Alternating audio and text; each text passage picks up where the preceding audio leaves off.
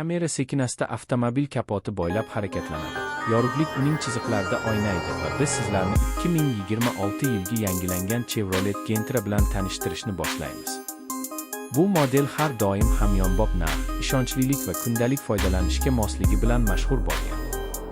Endi esa u yanada zamonaviyroq dizayn, yaxshilangan texnologiyalar va qulayroq boshqaruv bilan qaytdi. Gentra ilk marta bozorda paydo bo'lganidan buyon doim oddiy haydovchilar, oilalar va taksi xizmati uchun eng ko'p tanlanadigan sedanlardan biri bo'lib kelgan. Uning asosiy kuchi arzon, tejamkor va ta'miri oson bo'lishida. 2026 yilgi yangi avlod esa shu an'anani davom ettirgan holda yanada jozibador ko'rinishga ega bo'ldi. Tashqi ko'rinish ancha o'zgargan. Old qismi agressivroq, faralar chozilgan shaklga ega bo'lib, LED elementlari bilan jihozlangan.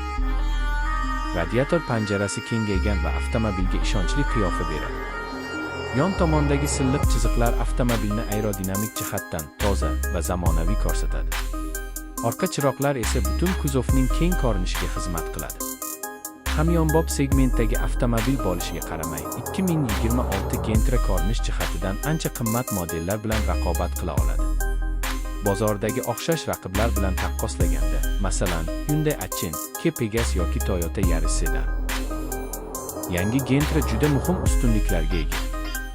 Eng birinchi farqi keng salon, oddiy va ishonchli motor, arzon xizmat ko'rsatish xarajatlari va o'zini oqlagan texnik platforma. Raqobatchilar biroz ko'proq texnologiya taklif qilishi mumkin, lekin Gentra uzoq muddatda ishonchliligi va iqtisodiyligi bilan g'olib chiqadi.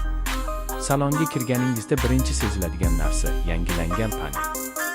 Endi markaziy displey kattaroq, boshqaruv tugmalari qulayroq joylashtirilgan va material sifati oshgan. Albatta bu premium daraja emas, lekin kundalik hayot uchun yetarlicha qulay va mustahkam. Old va orqa qatorda o'tirganlar uchun joy yetarli, bu esa keng.